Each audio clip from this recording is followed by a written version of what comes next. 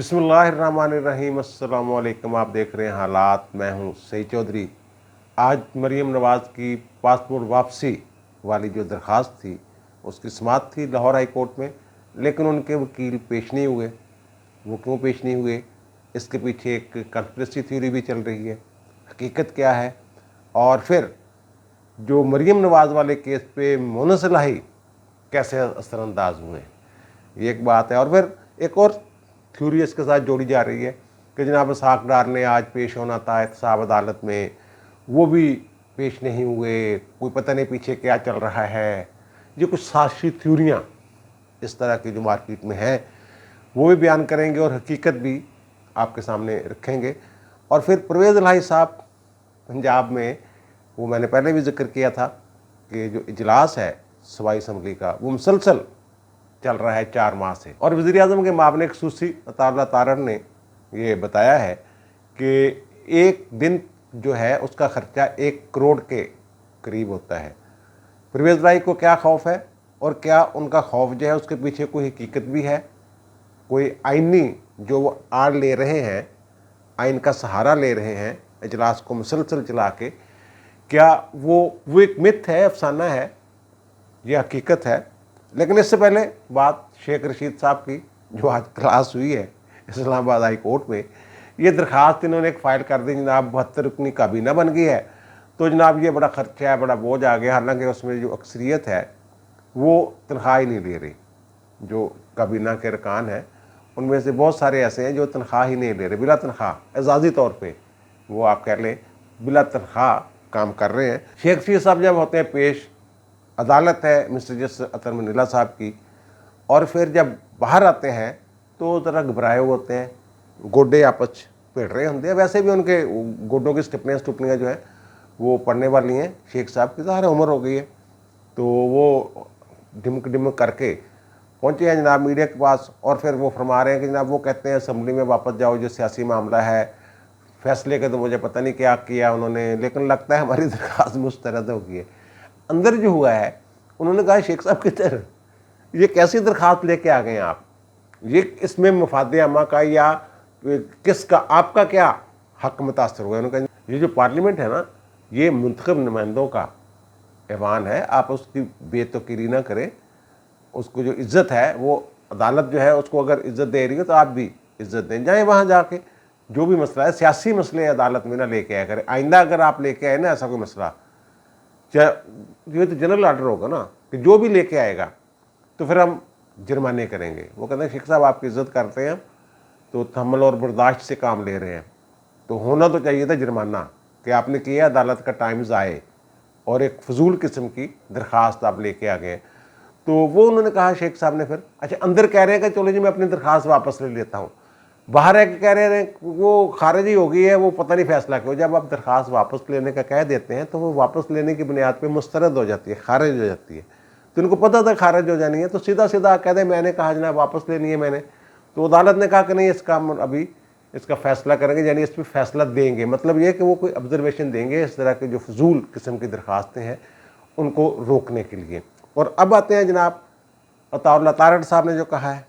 अताउल्लाह तारड़ साहब ने एक तो ये कहा है कि जनाब वो जो बंदे मरीम औरंगज़ेब को जिन्होंने तंग किया है लंदन में, उनके ख़िलाफ़ वो कहते हैं मैं वज़ारत दाखिला को एक दरख्वास्त दे रहा हूँ कि उनके जो पासपोर्ट वगैरह हैं वो कैंसिल कर दिए जाएँ, और उनका जो शनाख्तनामा है जो नादरा जारी करती है, नाइकोप जिसको कहते हैं, वो भी मनसूख कर दिया जाए।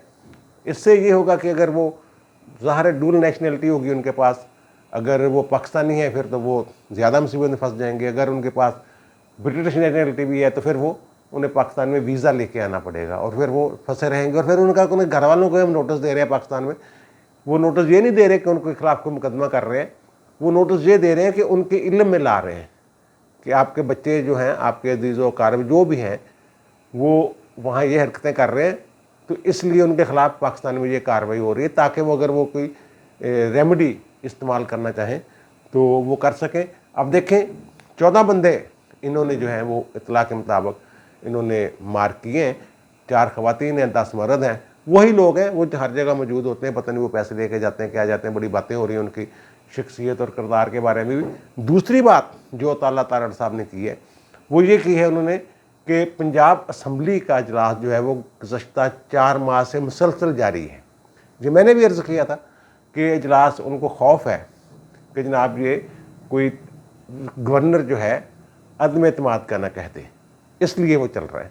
और मेरा ये ख्याल था कि मैं जो देख रहा था आइन के आर्टिकल 109 को, जिसमें ये वाज़े किया गया है कि पंजाब असम्बली का इजलास किसी भी जगह पे, मौजूद जगह जो भी समझें मुनासिब जगह पे गवर्नर तलब कर सकते हैं और उसको बर्खास्त कर सकते हैं। और मेरा ये ओपिनियन है या ख्याल है कि गवर्नर चलता हुआ इजलास जो है असम्बली का उसको भी बर्खास्त कर सकता है। लेकिन फिर जो अब तारड़ साहब ने जो बात की है उसके बाद मुझे रुजू करना पड़ा, क्योंकि ये सिर्फ एक आर्टिकल नहीं है, 109 के अलावा वहाँ एक आर्टिकल 127 भी है। आइन का आर्टिकल जो 127 है वो ये कहता है, वो इस बात की तईद करता है इस हरकत की जो परवेज़ इलाही ने स्पीकर के ज़रिए पंजाब में जारी रखी हुई है। आइन का आर्टिकल 127 ये कहता है कि कौमी असम्बली वगैरह के जो अहकामात हैं जो आइन में जारी किए गए हैं उनका इतलाक़ सूबाई असम्बलियों पर भी होगा। अब वो कौमी असम्बली में जो आइन का आर्टिकल है 54(1) वो तो ये कहता है कि सदर इजलास बुलाएगा, लेकिन उसमें जो आर्टिकल 54(3) है सब आर्टिकल, वो ये कहता है कि अगर 1/4 अरकान कौमी असम्बली के रिक्वेजिशन देते हैं इजलास बुलाने के लिए, तो स्पीकर 14 दिन के अंदर अंदर इजलास बुलाएगा असम्बली का। और फिर जो स्पीकर इजलास बुलाता है उसे कोई और बर्खास्त नहीं कर सकता, ये वाज़े तौर पर लिखा, उसे सिर्फ स्पीकर ही बर्खास्त कर सकते हैं। तो इस तनाज़र में अगर देखा जाए फिर तो ये जो परवेज़ इलाही स्पीकर ने इजलास बुलाया हुआ है पंजाब असम्बली का जो 120 दिन से जारी है, तो फिर वो उसे गवर्नर जो है वो बर्खास्त नहीं कर सकते। उसे बर्खास्त करने का इख्तियार जो है वो स्पीकर के पास है, और स्पीकर साहब नहीं कर रहे, वो मुलतवी कर देते हैं। और अताउल्लाह तारड़ साहब कह रहे हैं कि एक दिन का 1 करोड़ रुपए खर्चा आता है इजलास पे, और 120 दिन का वो कहते हैं कि 1 अरब 20 करोड़ रुपए जो है वो खा गए हैं। ये ज़ाहिर है वो TADA के माध्यम में दीगर जो भी है उस माध्यम में। और वो क्या है जो परवेज़ इलाही का खौफ है कि गवर्नर कह सकता है कि जनाब मुझे उसके लिए एतमाद का वोट लेने के लिए, अच्छा ये जो है ना जो मैंने जिक्र किया है आइनी पोजीशन, वो जो गवर्नर है वो अगर समझता है, उसको इत्मीनान हो जाता है कि वज़ीर आला के पास ऐवान की अक्सरियत की हिमायत नहीं रही, तो फिर वो उनको एतमाद का वोट लेने के लिए कहता है। अब गवर्नर जब एतमाद का वोट लेने के लिए कहता है तो इजलास बुलाता है सूबाई असम्बली का स्पेशल उस काम के लिए, एतमाद का वोट लेने के लिए, और वहाँ 186 वोट इन्हें लेने पड़ेंगे, शो करने पड़ेंगे। और अताउल्लाह तारड़ के वकोल 4-5 बंदे इनके मुल्क के बाहर हैं, कोई 10-12 नाराज नूज है, इधर उधर है, तो 186 वोट नहीं ले सकेंगे परवेज़ इलाही साहब। अब जो स्पीकर साहब ने इजलास बुलाया हुआ है उसको गवर्नर ख़त्म करके नया इजलास नहीं बुला सकते आइन के तहत, यानी आइन के आर्टिकल 54 सब आर्टिकल 3 के तहत वो नहीं बुला सकते, ये इजलास बर्खास्त नहीं कर सकते। तो इसलिए ये इजलास ख़त्म होगा तो गवर्नर जो है वो नया इजलास बुलाएंगे और उसमें वज़ीर आला से कहेंगे कि जनाब आप एतमाद का वोट लेकर दिखाएं। अब इन्हें देखें वो क्या तरीक़ाकार इस्तेमाल करते हैं क्या नहीं। वैसे 109 के तहत अगर गवर्नर बर्खास्त कर देता है तो फिर तो अदालतों में जाना पड़ेगा, फिर तशरीह का मामला आ जाएगा, फिर गड़बड़ हो जाएगी। ये सारा इशू है जो यानी कि जो वज़ीर आला साहब हैं पंजाब के इतने खौफज़दा हैं, उनको पता है कि मैं एतमाद का वोट दोबारा नहीं ले सकूँगा, इसलिए वो ख़र्चा करवाए जा रहे हैं। ख़र्चा यानी 1 अरब 20 करोड़ तो हो गया, अब पता नहीं और कितने दिन इसको चलाते हैं, कब तक चलाते रहते हैं, इसका कोई तोड़ कैसे करते हैं, उनके आइनी माहिरीन कैसे बैठते हैं क्या नहीं करते। तो ये अब वो बैठ गए हैं सिर जोड़ के। अताउल्लाह तारड़ साहब खुद कानूनदान है, तो ज़ाहिर है फिर वो बाकी जो उनके वज़ीर कानून है वफाकी वो भी एक जयद किस्म के वकील हैं, समझने वाले हैं, और उनके पास और भी टीमें हैं। तो ये सारा इशू। और दूसरा बात है मरीम नवाज़। लेकिन मरीम से पहले ये कंस्पिरेसी थ्योरी चल रही है कि जनाब पता नहीं क्या हो गया है, मरीम का वकील अचानक गायब हो गया वो पासपोर्ट वाले केस में, और फिर इसाक डार ने आज एहतसाब अदालत में पेश होना था, मोहम्मद बशीर वाली जो कोर्ट नंबर 1 है। तो उन्होंने कहा था 23 पाकिस्तान में सबसे पहले अदालत में सरेंडर करूंगा जाके। उनकी 7 अक्टूबर तक वारंट जो है वो मुअत्तल है ना, वो भी पेश नहीं हो रहे। वहाँ जनाब सिक्योरिटी लगी हुई थी अदालत के बाहर कि जनाब इसाक डार ने पेश होना है, तो फिर भी वो पेश नहीं हुए। पता नहीं अंदर क्या खिचड़ी पक रही है। मरीम ने भी अपने वकील को कह दिया कि जनाब आप ना जाएं, पेश ना हों, और वहाँ भी ये हो गया जनाब इस्लामाबाद में भी कि इसाक डार पेश नहीं हुए। वहाँ भी यार ये मामला है कि वज़ीर दाखिला खुद वहाँ पहुँचे हुए थे, लेकिन जब वहाँ पहुँचे तो पता चला कि जो मोहम्मद बशीर साहब हैं, साहब अदालत के जज, वो छुट्टी पर हैं। तो उन्होंने आईजी को कह दिया कि जनाब ये पुलिस हटा लें आप, तो क्योंकि मोहम्मद बशीर साहब जो जज साहब हैं वो मौजूद नहीं है। जिस दिन वो आएंगे उस दिन हम भी आ जाएंगे, इसाक डार साहब भी आ जाएंगे। तो ये सारा मामला हुआ है। इस पर कोई जो कह रहे कंस्पिरेसी कैसे जोड़ी, कैसे उसको मरीम से जोड़ रहे हैं, कैसे उसको किया जा रहा। अब आते हैं मरीम वाले मामले पे। मरीम नवाज़ का केस जो आज था ये सीधा सीधा सा केस था। मैंने पहले भी जिक्र किया हुआ है कि नैब को अब क्या एतराज़ हो सकता है।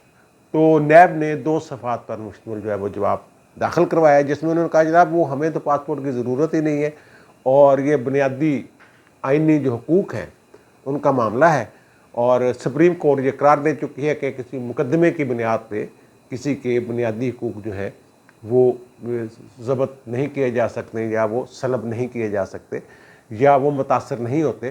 तो अब इससे मतलब ये है कि ठीक है जनाब दे दें, आप पासपोर्ट देने हैं तो। जवाब आ गया। अब बेंच ने आमतौर पे 10:30 बजे वक्फा होता है अदालत में, तो उन्होंने फुल बेंच जो है उसको रख लिया 10:30 बजे।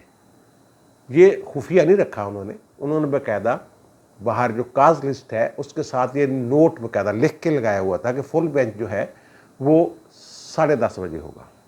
और एक ही केस था, यही मरीम वाला। तो मुझे तो ये लग रहा था कि वो उन्होंने 10:30 बजे इसलिए रखा कि वक्फे के दौरान एक तो टाइम ज़ाया ना हो, फिर डिवीज़न बेंच में जाना होता है वक्फे के बाद जज साहबान ने, और वक्फे से पहले सिंगल बेंच के तौर पे काम करना होता है कि ये ओपन एंड शट केस है, कोई एतराज़ आ नहीं रहा तो पासपोर्ट का हुक्म दे देंगे। जब वो आए हैं, बैठे हैं, तो वकील साहब उन्होंने पूछा कि कहाँ हैं। अमजद परवेज़ साहब वकील हैं, बड़े सीनियर वकील हैं और बड़े एक प्रोफेशनल आदमी हैं।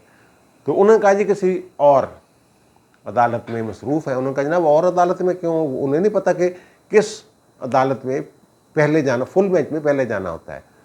डीबी, फुल बेंच, डीबी, फिर सिंगल, यानी सिंगल को इग्नोर करके डीबी में जाना होता है, डीबी को इग्नोर करके फुल बेंच में जाना होता है। इस तरह का एक प्रोटोकॉल होता है। तो उन्हें आना चाहिए था, और उनको ये भी पता है कि सिर्फ एक ही केस है हमारे पास। अब या तो ये हो कि 2-3 केस हो, बाकी हम और केस सुनने शुरू हो जाए, ये केस जो है इसको ज़रा रख लें इंतज़ार में, तो वो नहीं हो सकता। वो 1-2 मिनट इंतज़ार किया उन्होंने, ये बात शायद की, उसके बाद वो उठकर चले गए अपने चैम्बर में। यूं ही वो चैम्बर में गए हैं, 1 मिनट के बाद अमजद परवेज़ साहब जो हैं वो अदालत में हाज़िर हो जाते हैं, पेश हो जाते हैं, लेकिन उस वक्त तक बेंच उठ चुका था। अब इसको लोग जोड़ रहे हैं, कंस्पिरेसी थ्योरी बना रहे हैं इसको कि जनाब इस पता नहीं क्यों मरीम ने कह दिया कि पासपोर्ट वाली बात ये वो। 3 अक्टूबर को अब इसकी दोबारा समाअत होगी। पहले ये तासर गया कि जनाब गैर महीना मुद्दत तक एडजर्न हो गया, शायद 15 दिन बाद लगेगा, वो उन्होंने डेट शीट दे दी है कि जनाब 3 अक्टूबर को इसकी जो है वो सुनवाई होगी दोबारा। अब वो हुआ क्या? बहुत सारे जो कोर्ट रिपोर्टर्स हैं वो कहते हैं हमने अमजद परवेज़ साहब से पूछा है कि आप फिर किस अदालत में थे, तो उनका मैं किसी अदालत में मसरूफ़ था तो इसलिए मैं नहीं आ सका, मेरा ख्याल था मैं पहुंच जाऊंगा, 1 मिनट का सिर्फ फ़र्क पड़ा है, मैं भागम भाग आया हूं। तो अब मेरी जो इतला है वो आप सुन लीजिए कि वो वाक़तन देखे गए बड़ी तेज़ी के साथ अदालत में आते हुए। अगर कोई इसके पीछे वो जो कह रहे हैं कि मरीम ने कह दिया कि पेश नहीं होना, जब वो अदालत में आ गए थे तो जो रीडर है, अदालती अमला है, ये भी हो जाता है कि अदालत बाज़ औक़ात चैम्बर से पता करती है कि देखें अदालत तैयार है, यानी कि वकील वकूल आगे हुए हैं, फिर अदालत आती है। तो वहाँ रीडर ये भी कह सकता था जाके जनाब कि जनाब अंदर तो आ गए हैं वकील साहब, तो वो कोई ज़रूरी नहीं था ओपन कोर्ट में आते, वो अपने चैम्बर में भी समाअत कर सकते थे, कोई इशू नहीं था ऐसा। तो ये तो थ्योरी इस तरीके, यहाँ तक तो तकरीबन ये मेरा ख्याल है कि ये एमी बस हवा में बातें। लेकिन अब थोड़ी सी हकीकत भी जान लीजिएगा। जिस वक्त ये बेंच बैठा हुआ था उससे पहले मुन्स इलाही साहब का एक केस लगा हुआ था असद जवेद घराल साहब की अदालत में, और उसमें भी वकील है अमजद परवेज साहब। वो क्वैशमेंट का केस है जो FIA वालों ने पर्चा दर्ज किया हुआ है मुन्स इलाही के खिलाफ, वो जाली अकाउंट्स वाला, वो जिस तरह का खिलाफ रमज़ान शुगर मिल वाला इनके खिलाफ बना हुआ केस, ब्लैक मनी वाला हमज़ा और शहबाज शरीफ के खिलाफ, उसी तरह का केस FIA ने मुन्स इलाही के खिलाफ भी वो बनाया हुआ है।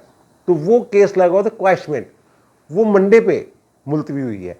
तो वहाँ से निकले हैं और भागम भाग वो पहुँचे हैं। ज़ाहिर है वो वक्फे से पहले का लगा हुआ केस था और वहाँ देर होगी 1-2 मिनट, ये सारा मसला हुआ है। यानी मुन्स इलाही वाले केस में अमजद परवेज एडवोकेट की पेशी की वजह से या पैरवी की वजह से उस केस की, वो मरियम वाले केस में ताख़ीर से पहुँचे। ये सारा मामला है, ये चेक कर लें, मैंने चेक किया है, मेरी बात हुई है मुतल्लिका लोगों से कि असद जवेद घराल साहब मिस्टर जस्टिस, उनकी अदालत में मुन्स इलाही का केस था, क्वैशमेंट थी, अखराज मुकदमा की दरख्वास्त थी कि FIA ने गलत मुकदमा बनाया हुआ है, उसको ख़त्म करें। उसकी समाअत पीर तक मुलतवी हुई है। यूं ही वो केस ख़त्म होता है 10:30 बजे के करीब, 5 मिनट आगे पीछे हो गए, तो वो भागम भाग आए हैं फुल कोर्ट, जो chief justice mister justice Mohammad Amir Bhatti, mister justice Ali Baqar Najafi और मिस्टर जस्टिस तारिक सलीम शेख पर मुश्तमिल था। तो वहाँ वो आए हैं, तो उस वक्त तक अदालत जो है वो 1-2 मिनट इंतज़ार करने के बाद, वो इसलिए इंतज़ार नहीं कर सकते कि और केस कोई नहीं था, उसके इंतज़ार में केस को रखा नहीं जा सकता था। अदालत ऐसे तो नहीं खाली बैठ सकती कि जनाब अदालत बैठी हुई है कि वकील साहब आए तो फिर मैं उनकी समाअत का मौका दें, उनको सुनने का मौका दें, तो ऐसा नहीं होता। ये सारा मामला हुआ है। अब दीजिए मुझे इजाज़त, इंशाअल्लाह दोबारा मुलाकात होती है नए व्लॉग के साथ। अल्लाह ताला आप पर, मुझ पर, हम सब पर मेहरबान रहे। अल्लाह हाफ़िज़।